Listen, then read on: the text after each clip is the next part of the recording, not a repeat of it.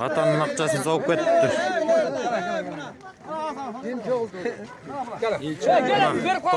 Tokmakta el çıkar beri odasına.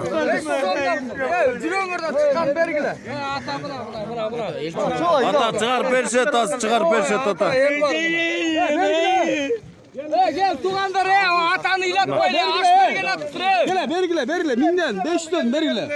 Cüreğin çıkan bergile. O atan çoğun atan 120 bin akçasını soğuk etişiptir. 120 bin soğuk ettir. 120 bin soğuk ettir. Bak işte ilat. İlat. Ata 1000 sonluğun 500 sonluğun çıkar beri odasına. Gel Baykır. Koldan gelgen çoğun tüper. Jetmese daha. Buna da koştu. Ata 120 bin çok ötüydüler. 120 bin Tokmak'ın jigitleri çoğul tüper koştu buna. Allah razı olsun Tokmak'ın jigitlerine. Dardan beri var. Verip var. 8, 9, 10, 11, 12, 13, 14, 15, 16, 17, 18, 19, 20, 22, 23, 24, 25, 26, 27, 28, 29, 30, 31, 32, 33, 34,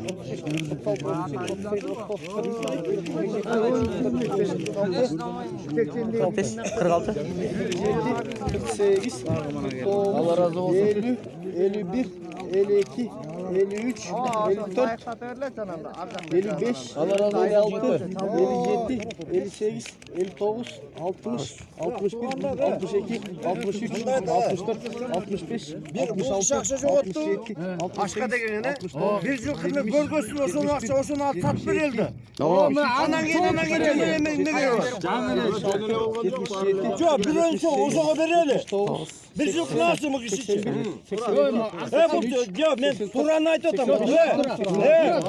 Bunda babası yok. Vallahi 89, belli öyle.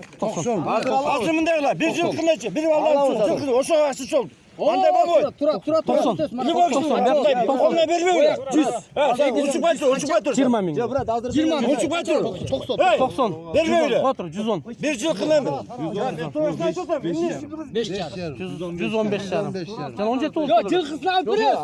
117 bin.